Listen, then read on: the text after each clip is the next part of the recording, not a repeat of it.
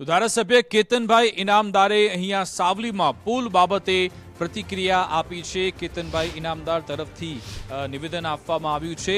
સાવલી ઉદલપુર રોડના પુલ બાબતે ફરી પ્રતિક્રિયા આપી તેમણે કહ્યું કે પુલની ગુણવત્તા અંગેના સવાલ હજુ પણ યથાવત છે। અગાઉ તપાસ માટે રજૂઆત થઈ હતી।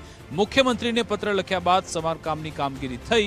પત્ર પછી સમારકામ છતાં અનેક સવાલ યથાવત છે। અહીંયા પુલ નજીકની દિવાલ ધરાશાયી થતા યુવકનું મોત થયું।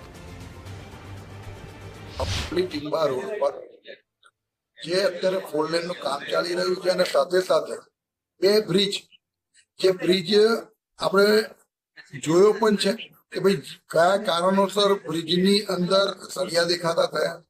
ત્યારબાદ વિભાગને અને તેમજ માન્ય મુખ્યમંત્રીશ્રીને રજૂઆત કરતા તાત્કાલિક ધોરણે ઇમિડિયેટ એનું સમારકામ ચાલુ કરવામાં આવ્યું છે। પણ આજની તારીખમાં પણ એ પ્રશ્ન ઉભો છે કે ભાઈ સમારકામ માત્ર આજની વાતને માત્ર હાથ પીછળો કરવા માટે તો નથી થયું। એટલે હજુ પણ ખૂબ ગંભીરતાથી આ વાતને લઈને મેં વિજિલન્સની તપાસ પણ માંગી છે।